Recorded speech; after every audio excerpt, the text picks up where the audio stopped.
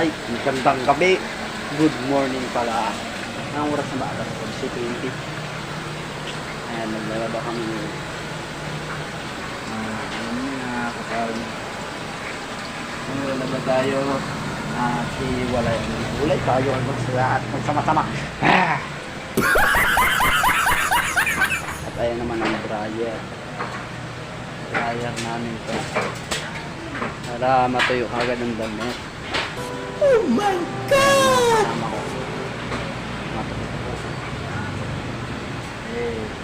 Teka muna. Bade.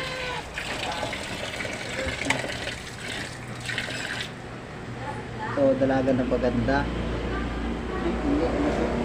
May lawit.